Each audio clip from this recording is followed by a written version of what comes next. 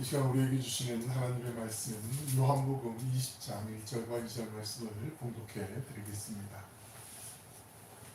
안식 후 첫날 일찍이 아직 어두울 때에 막달라 마리아가 무덤에 와서 돌이 무덤에서 옮겨진 것을 보고 시몬 베드로와 예수께서 사랑하시던 그 다른 제자에게 달려가서 말하되 사람들이 주님을 무덤에서 가져다가 어디 두었는지 우리가 알지 못하겠다 하니. 여기까지입니다. 복된 주님의 날 주의 전에서 또 온라인으로 예배드리는 우리 모두에게 주님의 강물 같은 시원한 생수의 강 같은 평강과 은혜가 충만하시길 축원합니다. 아멘. 네, 다시 또 더워졌어요. 하지만 또 그 더위도 이제 꺾이고 다시 또 계절이 어느 시대 줄로 믿고요. 한 주간도 열심히 살아오시느라고 수고 많으셨고 한 주간도 힘내서 주님 안에서 행복하게 기쁘게 감사하게 살아가시길 축복합니다. 우리 서로를 위해서 축복과 응원의 박수 한번 하실까요? 우리 신앙인들이 성경을 많이 읽잖아요. 보시고 듣기도 하시고 또 암송도 하시고 묵상하는 가운데 성경을 읽다가 이건 왜 그럴까? 이건 좀 안 맞는데? 앞뒤가 좀 안 맞는 것 같은데? 이런 생각을 갖고 의아해할 때가 있어요. 근데 이건 뭐 얘기하자니 좀 약간 어색하기도 한 것 같고 그냥 그런가 보다 그러고서 이제 넘어가는 경우도 종종 있는데 오늘 말씀도 그런 대표적인 말씀 가운데 하나가 요한복음 20장의 말씀이거든요.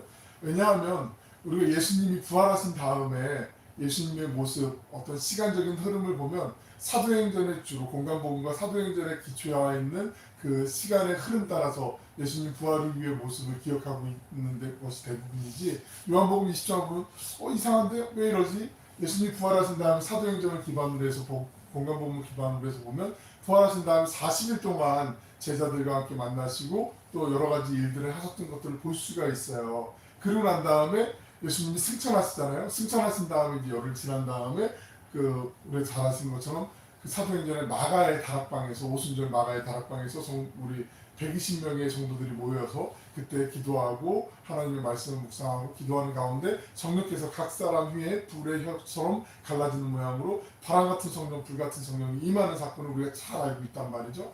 그런데 오늘 요한복음 20장에 보시면 예수님께서 17절에 내가 이제 하나님께로 승천할 거라는 그런 암시를 내포하는 그 말씀 우리 나중에 보겠지만 담겨져 있기도 하고 예수님께서 제자들에게 성령을 주시는 사건이 22절에 나오게 되거든요. 그러니까 이 한 장 안에 다 담겨 있기 때문에 조금 주의 깊게 성경을 많이 보신 분들이라면 이게 좀 약간 결이 다르다는 얘기 하잖아요. 좀 흐름이 다른데 이런 느낌이 받아요. 마치 그런 거예요. 누가복음에 보시면 예수님이 이 땅에 구주로 오시는 사건을 어느 날 다윗 동네에 메시아가 오실 거야 라고 알려주시는 그 사건이 누구에게 전해지죠? 전달되죠? 들에서 양을 치던 목자들에게 전달이 되거든요.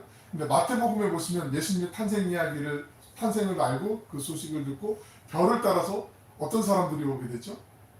동방에서 박사들이 3명 이상, 적어도 최소한 3명 이상이, 왜냐하면 황금과 유향과 모략이라는 그 정말 최고의 극진한 왕을 아련할 때 드리는 그 예물을 갖고 왔기 때문에 최소한 한 사람이 한 가지 정도씩 갖고 올 거고 3명에서 3명 이상이 왔을 거라고 추정하고 있는데 그 두 가지를 잘 섞어서 우리가 성탄절이 되면 영국도 하고 아이들에게 전하기도 하고 나누기 때문에 요한복음도 이게 사실이야 아니야 거기에 막 계속 빠져 있으면 정말로 요한복음을 기록한 사도 요한이 그리고 요한복음을 쓰도록 사도 요한의 감동을 주신 성령께서 하나님께서 우리에게 주시고자 하는 그 말씀의 중요한 그 포인트를 메시지를 놓칠 수가 있어요. 왜냐하면 사도 요한에게는 예수님이 부활하시고 그 다음에 승천하시면서 성령을 주시고 우리를 다시 회복시켜 주시고 하나님의 그 아름다우심과 그 순전하심 속에 우리가 다시 주님의 영원한 나라에 갈 것을 확신하는 그 마음의 단계들 이 모든 일련 사건들이 중요하기 때문에 하나의 흐름으로 봐야 되기 때문에 강조하고 싶어서 이렇게 20장에 담아놓은 것이지 이게 딱 그날에 이루어졌기 때문에 이렇게 담겨놓은 게 아니라는 거. 그러니까 이게 조금 어려운 말일 수도 있는데 한번 넘겨보시면 이게 보는 관점이 좀 다른데 그 요한복음에서 뗄래야 뗄 수 없는 부활하신과 승천하신 사건과 성령을 주시는 사건이 하나의 관점으로 요한을 강조하고 싶었던 거고 공간복음에서는 이게 시간의 흐름에 따라서 우리가 이해했으면 더 좋겠다라는 그 강조점, 우리가 방점이라고 그러죠. 그 무게 중심이 조금 다르기 때문에 그렇게 기록된 것이지 이게 틀리다, 다르다라고 보시면 그 접근은 우리의 신앙에 건강한 접근이 될 수가 없다라는 거, 요걸 염두해 주시고 요한복음 20장을 다시 보시면 그럼 훨씬 더 유익할 수 있다라는 거죠. 본문 1절 말씀을 같이 한번 읽어보겠습니다. 시작.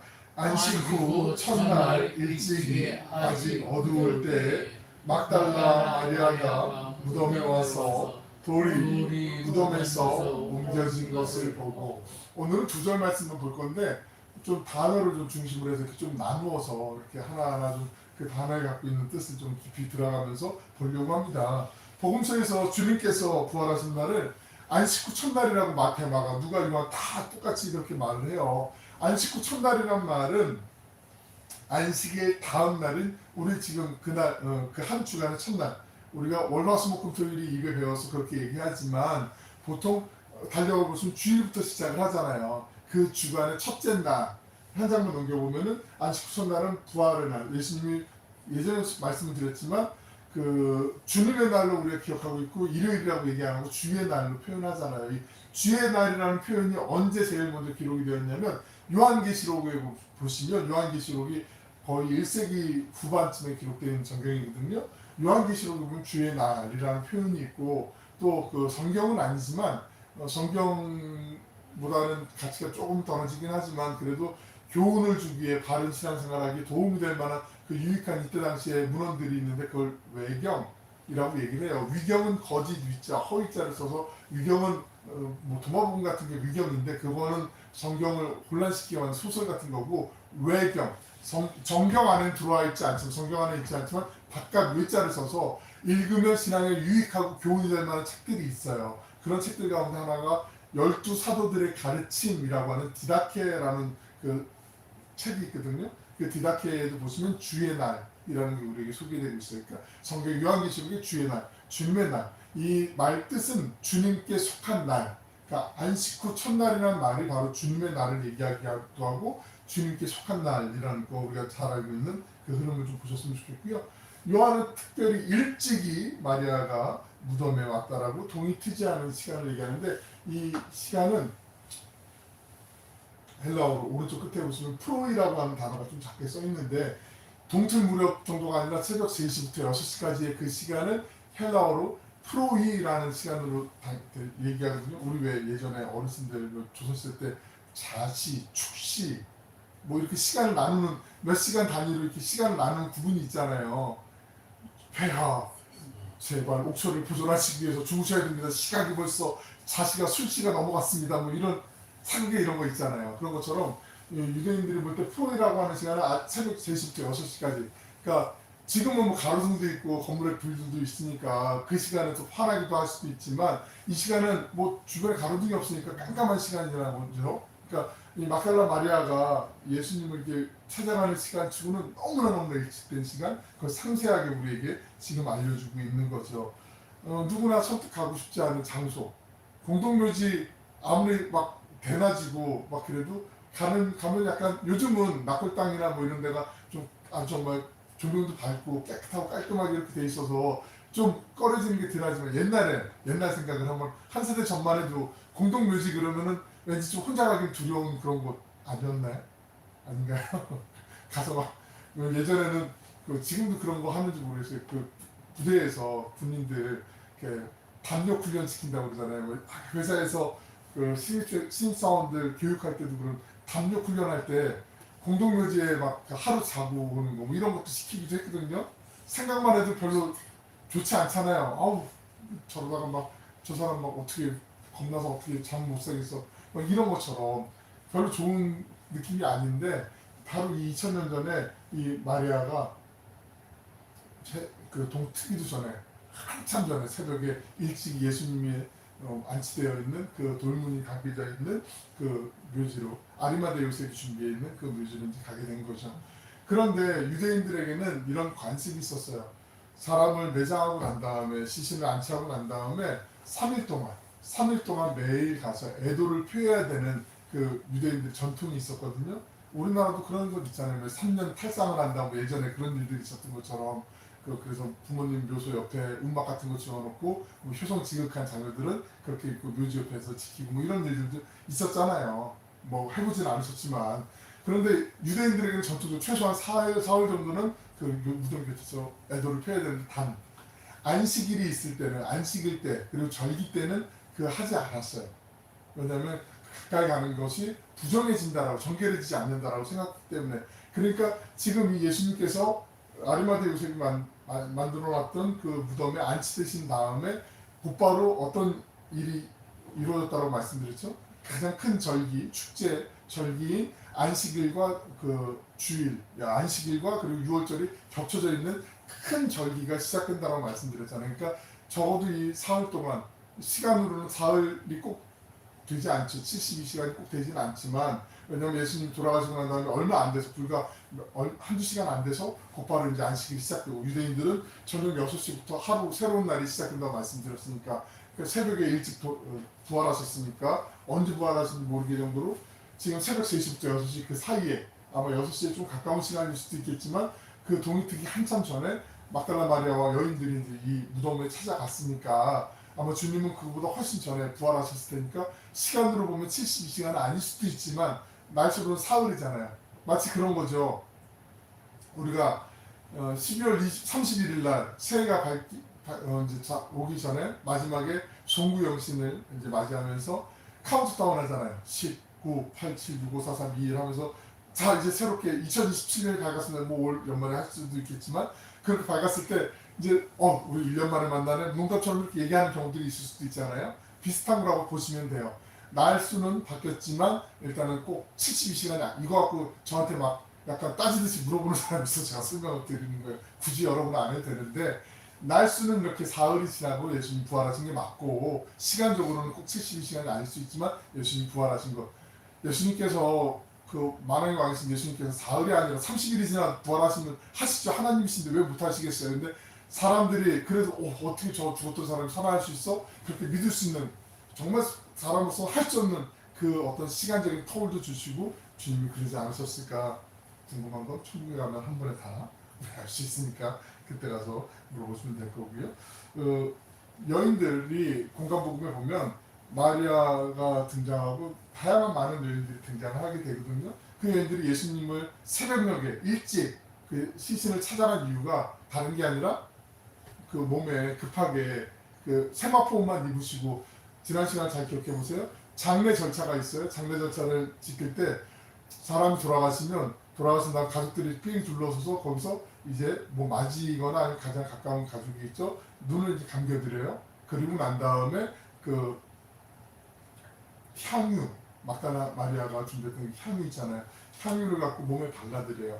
우리 염을한다고 그러잖아요. 그렇게 한 다음에 얼굴을 빼놓고 나머지 몸을 다 세마포로 이제 감싸게 되죠. 그러고 난 다음에 다락방 같은 위에 방에다가 3층 방에다가 시신을 눕혀놓고 그리고 애도를 표하고 그리고 이제 안치시키는 게 유대인들의 전통적인 장례의 그 풍습이었는데 예수님 십자가에 달려서 시신을 수습하는 것 자체도 이게 상당히 이례적인 일이었고 원래는 그렇게 안 된다고 말씀드렸잖아요. 그냥 시신을 내버려두고 방치해서 사람들에게 니들이 로마에 반역을 하면 이런 끔찍한 일을 당할 거야. 잘 봐도 그러면서 독수리나 맹금류들이 쪼아서 시신을 뜯어먹거나 아니면 시신을 내려가지고 옆에 있는 구덩이 같은 큰 웅덩이 같은 데다 던져가지고 역시 들깨나 이런 들짐승들이 시신을 훼손하고 뜯어먹는 이런 끔찍한 일을 겪게 되면서 정말 사람들로 하여금 절대로 반역하면 안 되는구나 저러면 안 되는구나 그런 일벌백계 차원에서 시신을 로마의 그 전통적으로 로마의 그 규칙상 내어주지 않는데 아리마대 요셉이 평소에 빌라도에게 상당한 신뢰를 얻었었고 그리고 이례적으로 예수님의 시신을 얻어와서 안치를 시켰지만 그 급하게 세마포만 감겨드리고 입혀드리고 시신을 안치했기 때문에 여인들이 향품을 갖고 와서 예수님 그 새벽녘에 빨리 향품을 발라드려야지 우리가 이거 못했잖아 예수님 그래도 우리 사랑하는 예수님인데 그런 마음으로 지금 여인들이 달려온 거거든요. 그 내용을 우리가 잘 알고 있으니까 그 정도까지만 설명을 해드릴게요. 일찍이 아직 어두울 때라는 표현이 있어요. 마가복음에도 이렇게 나와 있는데 이거는 요한이 쓰는 두 가지 어떤 복합적인 뜻이 담겨져 있기도 해요. 이중적인 묘사예요. 굳이 일찍이라는 표현을 썼으면 됐는데 아까 프로이라는 단어 썼으면 됐는데 아직 어두울 때 이게 어떤 마음속의 상태도 여기 담겨놓고 있는 거예요. 우리가 그 지금 날씨가 뭐 맑다, 흐리다, 뭐 깜깜하다, 아니면 해가 쨍쨍이다 밝다 이렇게 얘기도 하지만 내 마음이 아직도 지금 막 장마철이야. 내 마음이 아직 깜깜해. 아직 새벽이 안 됐어. 이런 표현을 은유적으로 쓸 때도 있잖아요. 그죠? 그러니까 마리아의 지금 상태가 아직 어두울 때라는 건 마리아는 지금 예수님이 부활하신 사건을 알고 있었을까요? 몰랐을까요? 마리아는 아직 모르고 있었을 거예요. 그러니까 지금 염려가 더 많고 지금 걱정이 되고 있는 그 상태를 우리에게 알려주기 위해서 아직 어두울 때라고 그렇게 얘기를 하고 있어요. 그러면 여기서 막달라 마리아가 누구인지 우리가 알고 있는 게 있는데 오해가 많아요. 좀 오늘 이참에 공부하신다고 생각하시고 잘 보셨으면 좋겠어요. 막달라 마리아라는 이 이름은 갈릴리 호수를 중심으로 해서 그 호수 정면으로 봤을 때 왼쪽에 막달라라는 동네가 있어요. 그 동네의 마리아. 우리 식으로 얘기하면 저기 안성댁 저기 안동에서 온 누구 김씨 뭐 이런 식으로 얘기하는 것처럼 막달라라는 동네의 마리아 그 뜻이에요. 하나만 넘겨볼게요. 크게 막달라 마리아에 대해서 오해하는 게 두 가지가 있는데 첫 번째는 그 마르다와 마리아와 마르다 잘 알고 있는 누구의 여동생이죠? 우리 잘 알고 있는 예수님께서 죽은 지 나흘이나 된 누구에게 나와라 할 때 나사로 살았음 베다니의 나사로 우리가 이미 했잖아요. 나사로의 그 누이였던 베다니의 마리아로 생각해서 혼돈하는 경우들이 많이 있어요. 근데 요한복음에서 이미 베다니의 마리아는 우리가 이미 훨씬 전에 같이 말씀을 나누었고 지금 이 막달라 마리아는 오늘 본문에 처음 등장을 해요. 그러니까 이 사람은 아니에요. 그러니까 하나는 해결해 주세요. 그 오해를 하시는 경우들이 종종 있는데 이건 잘 기억하세요. 그리고 메모해 주시면 훨씬 더 좋죠. 그리고 또 한 가지 많은 분들이 찬송가에도 이렇게 돼 있기 때문에 비싼 향유를 주께 드린 막달라 마리아 본받아서 이 찬양이 있기 때문에 더 이제 마리아는 맞아 그 죄 많은 여인 그 여인 맞죠 이렇게 생각할 수가 있는데 그렇지 않아요. 누가복음 7장에 보시면 그 죄 많은 여인이 예수님 앞에 소개가 돼요. 그 다음에 이 막달라 마리아가 또 8장에 보면 나오게 되거든요. 죄 많은 여인이 향유를 예수님께 부어드리고 자기의 머리털로 닦아드리는 장면이 나오게 되는데 그 마리아하고 지금 이 막달라 마리아하고는 동일한 인물이 아니에요. 만약에 같은 인물이면 예수님 앞에 그 죄를 용서받고 향유를 부어드린 막달라 마리아 누가가 이렇게 소개를 했을 거예요. 아니면 예수님에게 죄 용서를 받았던 바로 그 막달라 마리아가 찾아와서 이럴 텐데 그렇지 않다란 말이죠. 8장에 보면 막달라 마리아가 어떻게 소개가 되고 있냐면 제가 읽어드릴게요. 여기는 없지만 8장 1절부터 3절까지 제가 읽어드릴게요. 잘 들어보세요. 그 후에 예수께서 이 8장 누가복음 8장 1절부터 3절에 누가복음 그 후에 예수께서 각 성과 마을에 두루다니시며 하나님의 나라를 선포하시며 그 복음을 전할새 12제자가 함께하였고 12명의 제자들을 먼저 소개를 해요. 그 다음 누가복음 8장 2절에 보시면 또한 악귀를 쫓아내신 것, 악한 귀신을 쫓아내신 것, 병 고침을 받은 그러니까 귀신 들려있는 사람이 있었고 그리고 몸에 병이 있던 사람들이 있었어요. 여러 사람들이 있었는데 그 고침을 받은 어떤 여자들 곧 7 귀신이 나간 자 막달라인이라 하는 마리아와 막달라 마리아를 어떻게 소개하냐면 몸에 7 귀신이 들어와서 귀신 들려있는 여인 좀 무시무시하죠. 무섭죠. 이 귀신 들렸다는 표현이 진짜 귀신이 들렸을 수도 있고 몸에 어떤 병이 있는데 그 병으로 사람들이 아유 귀신 들렸어 저 사람 지금 귀신 들려서 몸에서 저러는 거야 그렇게 얘기하는 표현도 있거든요. 여러 가지 표현이 있는데 왜 웃으세요? 그런 표현 자주 쓰세요?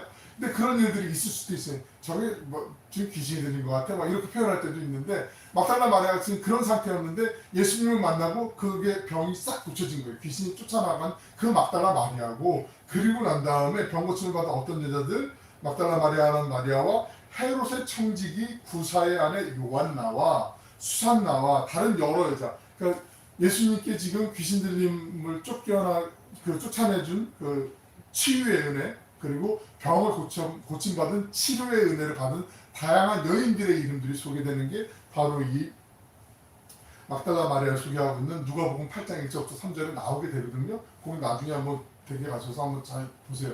그러니까 막달라 마리아는 누구냐면 갈릴리 막달라라는 지역에서 태어났고 거기서 살던 사람이었고 예수님이 7 귀신을 쫓아내면서 치유해 주신 그 여인 그 막달라 마리아가 바로 그 막달라 마리아는 항상 복음서에 보면 다른 여인들을 소개할 때 제일 먼저 이름이 등장해요.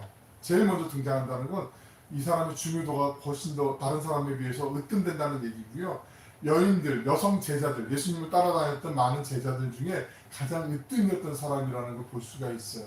그러니까 지금 우리 요한복음에서 그 베다니에서 있었던 그 나사로의 누이였던 마리아가 막달라 마리아라고 생각하면 안 되는 거고, 또 누가복음 7장에서 죄 많이 지었던 그 예수님께 향유를 부어드렸던 그 여인으로 생각하면 안 되는 거고, 막달라 마리아는 새롭게 등장하는 사람인데 누가복음의 기초에서 보면 8장에 보면 예수님 안에서 많은 귀신이 7귀신이 들려 있었는데 그 귀신 들리는 게 치유되었던, 그 몸이 온전해지고, 그리고 나니까 나는 이 세상 살면서 정말 소망이 없었고 절망적이었는데 사람들이 나를 멀리했고 나에게 아무도 가까워 주지 않았는데 예수님을 만난 다음 내 인생이 바뀌었어.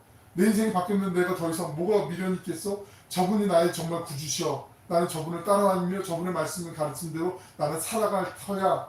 뭐 이렇게 다짐하면서 아마 이 마리아가 예수님 따라다니지 않았을까. 그래서 예수님을 사랑하고 정말 간절하게 예수님을 곁에서 보필해드리고 싶은 그 마음으로 예수님 곁을 지켰던 그 마리아가 예수님 돌아가셨는데 저 시신을 우리가 기름도 못 발라드렸는데 어떡할까 그러면서 예수님의 그 부활에 대한 어떤 소식은 예전에 이미 가르침 통해서 언지는 받았지만 그 믿음보다는 예수님을 빨리 가서 좀 예수님 향품 좀 발라드려야 되는데 이 안식일 절기 때문에 이 6월절 절기 때문에 어쩔 수 없이 그 무덤까지 가지 못하고 지금 드디어 새벽 동치기 전에 그 불이 나게 여인들과 함께 그 묘지에 찾아왔던 바로 그 막달라 마리아라는 거 이해가 되시겠어요? 네, 그죠. 많은 시간 설명 들었는데 이해해 주셔서 감사하고 안 하면 제가 어떡하나 멘붕이 올 수 있었는데 그 마리아라는 거, 이 막달라 마리아 되게 중요해요. 성경에 여인들의 이야기가 별로 등장을 많이 안 하거든요. 왜냐하면 이 시대의 여인들이 지금은 안 그렇지만 상당히 좀 존재감이 없었기 때문에 그런데 막달라 마리아는 그거 반대로 얘기하면 아주 비중이 있었던 초창기의 교회 공동체, 신앙 공동체가 이루어지는데 아주 큰 헌신을 했던 바로 그 여인이 막달라 마리아였다는 거 우리가 잘 기억하실 필요가 있어요. 본문 2절에 있는 말씀 우리 같이 한번 읽어보겠습니다. 시작. 시몬 베드로와 예수께서 사랑하시던 그 제자에게 달려가서 말하되 사람들이 주님을 무덤에서 가져다가 어디 두었는지 우리가 알지 못하겠나요? 제가 앞에 좀 하나 뺀 게 있는데 무덤에 마리아가 도착해서 돌문이 지나간 거를 지금 봤어요. 그리고 난 다음에 지금 예수님 사랑하시는 제자와 수제자라고 우리가 부르고 있는 그 마태에게 가서 그 베드로에게 가서 그 예수님 지금 주님을 누가 갖고 갔다 이렇게 빨리 가서 알려주는 그 장면을 우리가 읽었거든요. 근데 이게 뭐가 중요하냐면 돌문이 굴려졌다라고 얘기하는 표현이요. 우리는 그런 단어들이 별로 없는데 표현은 있기는 해요. 찾아보니까. 근데 그런 단어는 별로 없는데 이 돌문은 최소한 장정이 6명 이상은 달려들어서 밀어야지 겨우 조금씩 굴러갈 수 있는 그런 문이거든요. 돌문이 이렇게 확 굴려졌다라는 건 이건 도저히 사람이 할 수 없는 일. 그래서 이 표현은 신적 수동태. 그러니까 신만이 그 그리스 로마 신화에 보면은 뭐 제우스 신이라든지 뭐 아폴로 신이라든지 이런 신들이 나와가지고 할 수 있는 일이 사람 도저히 할 수 없는 그런 표현이에요. 마치 그런 거죠. 그 사마에 갔으면 유명한 무릉계곡이 있잖아요. 마치 이런 야야야 자고 일어났는데 사마에 있는 무릉계곡이 망상 앞바다에 생겼네? 이거는 사람이 도저히 할 수 없는 거잖아요. 이거 되게 기이하고 신기한 일인데 이런 일이 벌어졌네? 이런 표현이 지금 돌문이 열려서 주님이 지금 다른 사람들이 주님을 데려갔다 이렇게 표현하는 신적 수동태라는 게 우리는 잘 쓰지 않는 표현이니까 유대인들이 이런 사람들이 그 표현을 자주 등장하는 성경에 등장하는 표현인데 바로 그런 느낌이라는 거죠. 그러니까 도저히 사람이 할 수 없는 일인데 이런 일이 벌어지니까 지금 막달라 마리아가 깜짝 놀란 거예요. 그래서 빨리 제자들에게 달려가서 이 소식을 전하고 그리고 이걸 어떻게 해야 돼? 어떻게 큰일 났어? 우리 주님 앞에 우리가 향유를 좀 발라드리려고 왔는데 지금 주님이 없어졌어. 이거 어떡하지? 막 그런 마음이에요. 다시 이제 아까 읽은 다음 부분으로 넘어가면 사람들이라는 단어를 좀 추정을 맞춰서 볼게요. 다음으로 넘어가 볼게요. 사람들이 주님을 가져다가 라고 얘기하는데 이 사람들이라는 단어를 원문을 그대로 보면 그들이라는 대명사처럼 되어 있거든요. 사람들이 아니라 막연한 불특정 다수가 아니라 그들이라는 단어를 썼는데 이 그들은 누굴까요? 우리가 짐작컨대 유대의 종교 지도자들, 이게 저 대제사장들을 비롯한 유대 종교 지도자들. 왜 유대 종교 지도자들이라고 얘기할 수 있냐면, 생각할 수 있냐면, 합리적인 의심을 할 수 있냐면, 왜냐하면 로마의 그 십자가형은 지금 아까 말씀드렸지만 그 십자가형을 받은 사람 시신은 그냥 그 자리에 방치해서 맹금류들을 먹이가 되게 하거나 훼손을 시키거나 아니면 시신을 내려서 옆에 있는 구덩이에 막 던져버리거나 그렇게 훼손을 해야 되기 때문에 이 유대 종교 지도자들이 굳이 자기들이 종교법으로 스테반이 종교법으로 신성모독의 죄악으로 순교하게 되잖아요. 죽게 되잖아요. 사도행전을 통해서 배웠잖아요. 스테반이 어떻게 죽게 되죠? 돌에 맞아 죽게 되잖아요. 유대인들이 흔하게 자기들이 쉽게 종교형으로 사내들인 공회에서 불법으로 예수님 재판을 했지만 재판도 원래는 그 사내들인 공회의 법에 의하면 해질 무렵에는 절대로 이루어져서는 안 되고 아침에 저녁에 그 레위인들이 제사를 지내는 게 있어요. 상번제라고 하는 아침에 시작할 때 제사를 하나님께 올려드리고 하루 일과를 마칠 때 저녁에 제사를 지내는 그게 상번제라고 하는 제사가 있는데 그 제사가 시작되고 난 다음부터 제사가 끝나기 전까지 그 낮의 시간에만 신문을 하고 재판을 할 수가 있어요. 사내들인 공의회는. 그런데 예수님을 한 밤에 찾아가서 예수님을 잡아가지고 사내들인 공의회가 예수님을 신성모독으로 재판을 열게 되잖아요. 너는 사형이다. 그러고 나서 빌라도에게 데리고 와서 빨리 처형해 주시오. 이 사람은 나무에 매달아야 하고 십자가에 매달아야 하고. 왜냐하면 신명기 율법에 보면 나무에 달린 자마다 하나님께 저주를 받은 거라고 이 사람들 전통적으로 이해하고 있었기 때문에 예수님을 십자가에 매달고 싶었고 그리고 처참하게 그 시신을 훼손시키고 싶었던 그 악의적인 마음이 다 담겨져 있어서 예수님을 그렇게 고소고발하고 끝내는 그 십자가를 이루어냈는데 웬걸 시신을 아리마대 사람 요셉이 사내들인 공유했던 이 녀석이 우리를 뒤통수를 쳤네. 그리고 시신을 모셔다가 안장을 시켜줬으니까 그게 더 열받아가지고 그들이 아마 예수님의 시신을 훼손하기 위해서 그들이 예수님을 지금 주님을 다른 데로 데리고 가지 않았을까? 충분히 막달라 마리아 입장에서는 그렇게 이해할 수 있겠죠. 그렇게. 근데 우리가 잘 아는 것처럼 아마 우리가 그 현장에 있었어도 충분히 그런 의심도 하지 않겠어요? 무덤 안에 들어가가지고 예수님이 계신가 막 찾아보거나 그런 거는 다음 시간에 나오고 그렇게 안 했단 말이에요. 그러니까 지금 이런 마리아가 시몬 베드로와 사랑하는 제자에게 사람들이 주님을 가져갔다라고 얘기를 해요. 근데 여기서 제일 중요한 게 있어요. 단어 중에 사람들이 한 장 넘겨보면 주님을 가져다가라는 말에서요.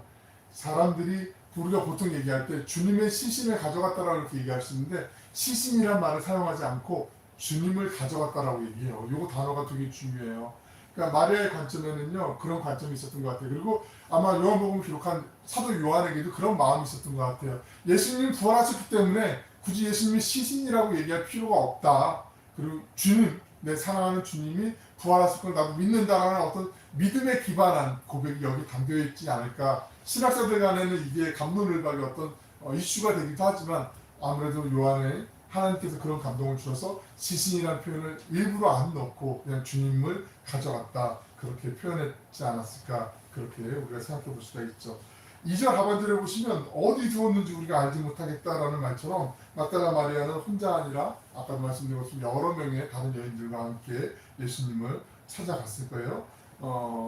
막달라 마리아 말고 뭐 마가복음에는 야고보의 어머니 마리아 또 살로메도 나오게 되고요. 누가복음은 아까 말씀드린 것처럼 요한나 야고보의 어머니 마리아 그리고 익명의 여인들도 나타나게 돼요. 그런데 왜 요한복음에는 이 막달라 마리아 혼자만 간 것처럼 그렇게 표현을 할까? 요한복음의 독특한 그 기법 중에 하나가 2인 대화 기법이라고 하는 그 기법이 있는데 이게 뭐냐면 요한복음 우리가 8장에서도 그런 말씀을 봤어요. 그 현장에서 음행하다 잡힌 여인이 있잖아요. 불려온 여인이 있잖아요. 사람들이 막 이제 예수님을 율법에 걸려 넘어뜨리게 하려고 지금 우리 현장에서 가늠하다 온 이 여인을 잡아왔습니다. 율법에 보면 이런 여인은 돌에 쳐 죽이라고 했는데 예수님 어떻게 할까요? 이렇게 지금 율법 박사들이 이 여인을 끌고 왔단 말이에요. 그러니까 진퇴양난이죠. 이 여인을 죽여라 하면은 사랑도 없는 예수님이 되는 거고 사랑사랑 그렇게 얘기했는데 만약 아니다 이 여인을 풀어줘야 된다 니들이 무슨 죄가 있느냐 이 여인을 잡아왔느냐 함부로 그랬느냐라고 얘기하면 당신은 율법을 어긴 신성모독을 한 사람이요 이렇게 우리가 그냥 뭐 외통수라고 얘기하잖아요. 그런 상황이 펼쳐질 수밖에 없는데 그때 예수님이 주변에 많은 사람들이 하나둘씩 떠나게 되고 그 자리에 예수님과 이 여인만 남아있다라고 얘기하는데 실제로는 주변에 제자들도 있고 사람들이 있었어요. 마치 그런 거예요. 무대 위에 연극 무대든 뮤지컬 무대든 어떤 오페라 무대든 어떤 무대 위에 조명이 여러 개 조명들이 있잖아요. 주변에 많은 객석이 우리 그때 왜 그 개바 뮤지컬 보셨잖아요. 다른 사람들이 주변에 있어요. 분명히 있는데 마치 요한은 이 성경 말씀 기록할 때 다른 사람들이 그 중간에 예수님과 이 한 사람과의 대화에 들어오지 않고 거기에만 조명을 비춰놓은 거예요. 스포트라이트를 비춰서 그 두 명만 부각되도록 만들려고. 그래서 막달라 마리아만 마치 무덤에 온 것처럼 우리가 요한복음을 읽다 보면 그렇게 어쩌면 오해할 수도 있는 그런 표현을 쓴 건 더 집중하기 위해서 예수님의 마음이 어디에 있는가를 더 집중하기 위해서 이 말씀을 기록해 놓은 거죠. 왜냐하면 오늘 우리도 부활하신 주님을 우리 각자가 한 사람 한 사람이 예수님을 만나야 되기 때문에 그게 중요해서 요한이 이렇게 의도적으로 썼다라고 볼 수밖에 없어요. 의심하실 수도 있는데 그렇지 않아요. 절대로. 왜냐하면 오늘 빈 무덤을 이렇게 두 스포트라이트만 예수님과 그 여인만을 강조하면서 요한이 풀어내는 것은 우리 모든 그리스도인들도 그리고 예수님 모르는 사람들도 부활의 주님을 나의 구주로 우리 아내의 구주, 남편의 구주, 부모님의 구주, 자녀의 구주가 아니라 나의 주님으로 만나야 되는 것이 얼마나 중요한지를 요한이 더 부각시키기 위해서, 강조하기 위해서 이렇게 믿어야 됩니다 라고 우리에게 일러주기 위해서 그렇게 지금 표현을 한다는 거 그걸 기억하셔야 돼요. 예수님을 나의 구원자로 생명의 주님으로 고백하는 사람은 사망의 권세를 이기시고 부활하셔서 영원한 생명으로 인도하시는 예수님을 꼭 만나야 되는 거지 않습니까? 한 사람도 예외가 없는 거 아니겠습니까? 사랑하고 축복하는 여러분, 우리는 절망의 어둠 속에서도 주님을 향한 간절한 사랑으로 무덤을 찾았던 그 막달라 마리아처럼 어떤 상황에서도 주님을 갈망하는 그 마음이 있어야 돼요. 우리 살면서 우리 안에도요, 그 무덤을 꽝꽝 그 어느 누구도 움직일 수 없게 만들어놓은 그 돌무덤 같은 그리고 그 앞에 막아놓은 그 돌문 같은 저런 장애물들이 있잖아요. 그게 어떤 분들은 건강일 수도 있고 어떤 분들은 여러 가지 막 꼬이는 일들 사람들과의 관계에서의 어려움들도 있을 수 있고 어떤 분들은 당장 재정적인 어떤 어려움일 수도 있고 취업에 진학에 여러 가지 우리의 인생을 막는 것 같은 우리를 정말 죽음과도 같이 답답하게 우리를 옥죄고 있는 돌문 같은 그 우리가 도저히 옮길 수 없는 그런 문들이 있어요. 그런데 중요한 것은 뭔지 아세요? 오늘 돌문을 사람의 힘으로는 열 수 없지만 사람이 아닌 하나님이 옮겨주신 거 우리가 다음 시간에 보겠지만 마리아가 그 돌문이 깜짝 놀랄 만큼 이게 어떻게 옮겨질 수 없는 일인데 마치 사마에 있는 묵은 계곡이 지금 누가 딱 들어가지고 그걸 딱 떠가지고 마치 그 망상 여기 바닷가 앞에다가 이렇게 다시 성처럼 만들어 놓고 여기다 꽂아놓은 것처럼 말도 안 되는 일이 일어난 것처럼 그런 일이 지금 벌어졌는데 이게 어떻게 하나 깜짝 놀라는데 우리 안에 돌문이 지금 막혀있는 내 방법은 도저히 해결할 수 없는 그 방법을 하나님께서 우리를 잘 아시는 주님께서 선한 목자 되신 주님께서 우리가 가장 필요한 순간에 가장 주님의 세밀한 그 방법으로 주님의 뜻 가운데 주님께서 그 문을 옮겨주실 거란 말씀이죠. 그걸 우리에게 들려주고 싶어서 요한이 지금 이 말씀을 우리에게 전해주고 있는 거죠. 우리 안에 여러 가지 내가 해결할 수 없는 것들 하나님이 해결해 주세요. 그러니까 우리가 할 수 있는 건 뭐냐면 그 하나님 어제나 오늘이나 영원토록 변함없으신 신실하신 하나님 그 주님께서 나의 목자가 되어주시고 주님이 나를 나보다 더 잘 아시고 나를 가장 좋은 때에 가장 좋은 방법으로 어제도 나를 도와주셨고 오늘도 도와주시며 내일도 인도해 주실 거라는 그 믿음 그 주님을 따라가는 것이 가장 복되고 가장 안전하며 가장 바른 길이라는 그 믿음 그 믿음을 더 갖고 주님 말씀을 붙잡고 살아내는 것 그것이 바로 부활의 증인되어서 이 땅을 살아가는 우리가 해야 될 당연하고도 마땅하고도 가장 복된 모습인 줄로 믿습니다. 우리 함께 천국을 바라보는 천국의 순례자로 날마다 부활의 주님을 기대하며 우리 안에 때로는 장애물과 같이 돌문과 같이 막혀있는 것들이 보인다 할지라도 내가 밀어놓을 수 없어도 주님께서 밀어주실 것을 기대하는 마음으로 기도하며 찬송하며 주의 말씀을 붙잡고 날마다 주님과 담대히 동행하는 행복한 예배자들 되시길 주님의 이름으로 축원합니다. 아멘. 사랑과 풍성하시고 자비로우신 아버지 하나님, 사망 권세를 이기시고 부활하셔서 우리 삶의 어두운 무덤과 같은 문제들과 감당할 수 없는 무거운 돌들을 친히 옮겨주시는 주님을 찬양합니다. 막달라 마리아처럼 인생의 깊은 어둠과 절망 속에서도 오직 주님만을 간절히 사랑하고 갈망하는 믿음을 저희에게 허락하여 주시길 간구합니다. 저희를 한 사람 한 사람 찾아오셔서 세밀하게 돌보시는 부활의 주님을 삶의 모든 자리에서 인격적으로 깊이 체험하며 살아가게 하여 주시옵소서. 우리 삶의 모든 한계와 막힌 장벽들을 주님의 방법으로 거두어 주실 것을 온전히 믿게 하여 주시고 날마다 천국의 소망을 품고 살아가는 저희 모든 예배자들 되게 하여 주시옵소서. 우리의 영원한 생명이신 예수 그리스도의 이름으로 기도 올리옵나이다. 아멘.